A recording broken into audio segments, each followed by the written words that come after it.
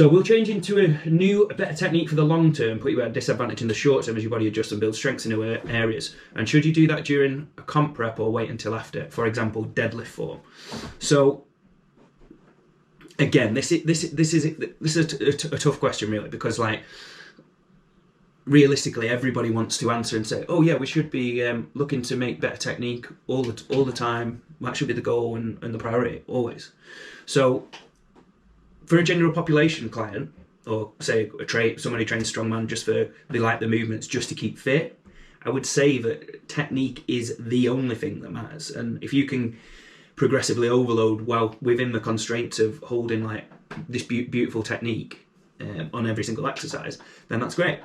Whereas as you move along the continuum and go to like say all you're bothered about is performance and actually say being as competitive as you possibly can be, what you'll actually find that if you, and I suppose I'm asking you guys here, I'm asking you a question here, look at the last comp that you did, or last time you maxed out on, pick 3 lifts that you last maxed out on, and then analyze your positioning. Assuming that you've got technical proficiency in terms of bar path, because from a performance perspective, like bar path and where the object's moving is paramount, regardless of where you are on the continuum, whether you're just doing it to keep fit or whether you're going for performance.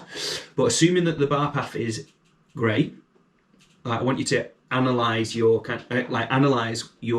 positions, basically analyze your like say you maxing out, you're doing your max set at comp, your last few reps on the deadlift, for instance, how did they look? Like when you're going for the yoke, like the last few steps and a heavy yoke, like how did it look? And this is actually giving you information. This is actually a lot of people. This is in my opinion, it's showing you what your strongest positions are. So just think about that for a sec, and what do you think? Like, is there a reason that? Like there's a reason you're going into these positions. It's because it's probably your strongest position. So does this always mean that your strongest position looks good? In a lot of cases, no. Like when you're maxing out, say. So, in my opinion, what we need to do is like what I personally do and what's worked for me is actually looking at my strongest positions, and in a competition phase, I look to embrace these within the constraints of like prioritizing recovery. Recovery is the most important thing, because I don't go into these positions if I feel like I'm exposing myself. And I think exposing myself in terms of injury risk is actually more down to actually progressive principles in terms of your programming. So an example is like, say for instance, you think about say manual say jobs, like people who are bent over with a flexed spine all day, like say builders and stuff like that. And a lot of these guys or like say farmers that are just lugging things around all day in this kind of flex position, and they've just built years and years and years of strength and resilience in that kind of position. So they're just so resilient in the let's use the rounded back as an example, what people are scared of. They built so much resilience in that position that a lot of people would call suboptimal, if they were teaching somebody to deadlift. But the fact is that a lot of them may have never had pain, is because it's such a gradual exposure and build up in terms of the programming. So that's why, using that as an example, like I don't like saying somebody's got bad technique. I don't actually believe anyway, going off on a tangent here, I suppose. But I think that what's worked for me, you can use an example like say I did a national comp earlier in the year, England Strongest Man, and I was approaching the last 4 to 6 weeks of that. And it was like a 15-inch axle deadlift for the reps. And I knew that I could maybe get the comp weight for a single, maybe a double with a bit of a hitch, but like a single with really, really good technique, if you will, that people would think was nice and look pretty. Or I knew, like obviously because I take ownership and like I know my body more than anybody else, like I know that say I can go into what some people would see as suboptimal positions, and actually I knew that I built loads of resilience in there over time, and I knew that my injury risk was really, really low.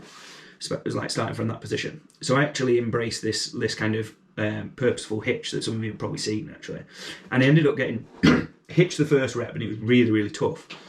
But then I could just repeat it, and I got 6 reps out, and I finished, like say, I accumulated more points than I would have done, and I ended up finishing second, and I got the runner-up overall national comp. And if I didn't do that, and if I'd have stuck to the kind of optimal technique principles, because I'd have been bothered about what other people thought, I wouldn't have been on the podium. I'd have been about 7th or 8th. It was really, really close that day.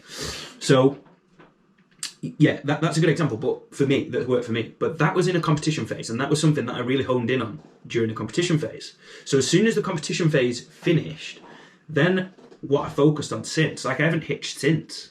Like I've actually been focusing on building strength to, right, well, my strongest position is what I've described. Right, how can I make my strongest position look closer to what the textbook should be, or more beautiful?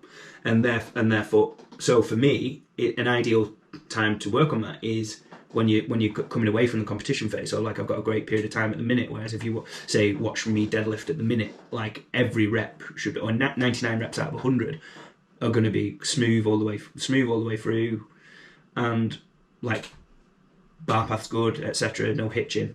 And then the stuff that I'm going to do in terms of assistance exercise will be to specifically strengthen that bit where I don't need to hitch as much. So next time I come to like competition peak for a deadlift, like my strongest position is going to be a little bit different. So hopefully that makes sense. Let me have a look at some of these comments. So, and what's a popular thing to do, right? Like I've used an example of, right, competition phase, just to use your strongest position, and then when you're not in competition phase or whatever, you off season, people go like just doing your kind of aiming to change your strongest position by using optimal, like say different variations, specific, training specific muscle groups and stuff. But like say the phase in the middle, or at any point really, like that would be what you, like say most of the time for strongman, like say I use this kind of, I'll talk about my phase because I can talk about it like objectively, I know it really well, but like say most of the time I'm somewhere in the middle. That's a problem with strongman, isn't it? Like, well, not a problem, but like the difficult thing is like very often you're somewhere in the middle. Like people talk about off season or competition peak or whatever, but I've been like probably the last 2.5 years, I've been like somewhere in the middle because I've been going from competition to competition. So where I've been like wanting to keep the specifics of actually the strengthening or embracing my strongest position on my lifts, but then actually doing some work, because I can't wait for my off season because it might not come for a year, like to just work on the kind of imbalance stuff and that.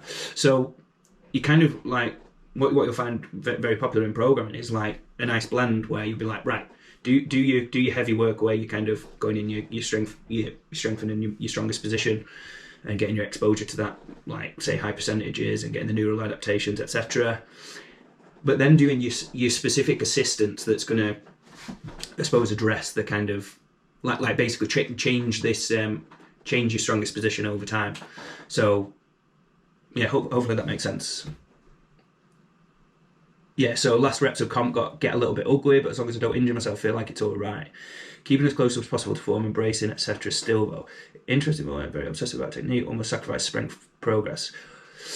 So Byron has said that he sacrificed strength progress to focus on lighter weights and volume to perfect everything. So yeah, this is a beautiful kind of, what a lovely thing to say and believe, but I do believe that you're contradicting yourself there, because you've just said about your last competition that and this is where I feel a lot of people go wrong, and I feel like I've had better success in terms of injury prevention with coaching clients, where I see the error where, in my opinion, where people are like, work on technique and training, technique's brilliant all the time, yeah, that's a focus because I don't want to sacrifice, I don't want to go into those positions in training, and then at comp day you kind of just turn a blind eye to it, and you just kind of pretend that, well, it's just comp day, like it just happened, or I need to just get a bit tighter on them, or change. Whereas actually you're almost in denial about it, because you just kind of, I suppose what I do with, like, I let my clients decide what they're going to do, right? Are you going to push yourself at that? Are you, like, how hard are you going to push yourself at your comp? And by the way, like, as a coach, I never go to push anybody. Like, like, say, using Kean as an example, I'd say, all right, got like, oh yeah, Kean, you got your comp on Sunday, like, oh yeah, make sure you put 100% effort in and you go really hard. Like, he's already doing that. I know he's gonna do that. It's like, people are driven from within. Like, they're not relying on me for the motivation. So because of this, I'll get a really good measure of like, right, well, actually, what, like, this is what it looks like in training.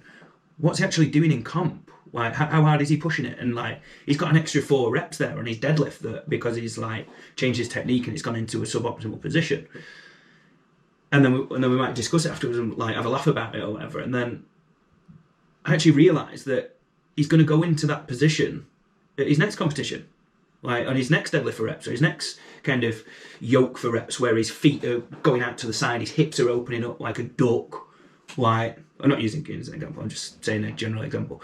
But like you go into that position. So my opinion is about, right, well, actually, this guy's or girl is going to go into that position. Am I not doing a disservice as a coach from a strength and conditioning perspective and a resilience development perspective if I don't prepare him or her for that position that he's inevitably going to go into? Like, almost like a kind of, you can look at it as like a damage limitation thing. Like, are you going to be, and this is where we don't know the answer, but I'm just kind of putting my opinion across on this, so that obviously the jury's out. But are you going to be better kind of turning a blind eye, like focus on your beautiful technique all the time, and then just go to a comp and kind of turn a blind eye to it? It's comp day, we'll see what happens. I'll let my hip shoot up and my back round and my torso change under load because it's just comp day, it's just a one-off.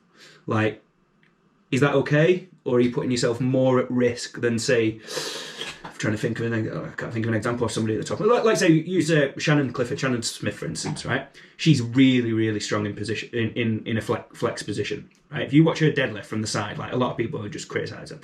But you look at the bar path. The bar path is immaculate on every single rep, right? And what she does so well is because she kind of knows that she's going to be pushing herself into that max position where she's going to be rounding. Instead of trying to keep her flat back until she gets to the point where she can't keep it anymore, and then gets mauled as she goes over that threshold, and then that's the bit that I worry about. Using the deadlift as an example, is like, say, where the back rounds under load as you take the weight off the floor, and then you get pulled out of position. Like, if using Shannon's example, like, she'll set up in a slightly more flex position, i.e. embracing the position that she's strong in, and as the weight you take a freeze frame of most of them work. Like, you take a freeze frame where the distance the bar is off the floor, like, her torso angle will be the same. She's not getting pulled out of position. The back isn't rounding under load or rounding further under load. It's actually like that's the other side of the coin. Is actually she's getting in this position that she's really strong in, and actually she's giving herself a more, like, she's given herself an easier task to set up in a more solid position that she can maintain throughout the lift. What do you think about that, guys? Does that make any sense? So which side of the fence would you be on? Would you be on the kind of just aim to have optimal technique, and then if it goes out the window on the day because of the hype or because you're pushing yourself, like, do you think your exposure to injury risk is less because you're actually only spending a little bit of your training volume there? Or do you think you'll be at less injury risk with actually just strategically exposing yourself to these positions over time? I'm interested to see what you think, guys. So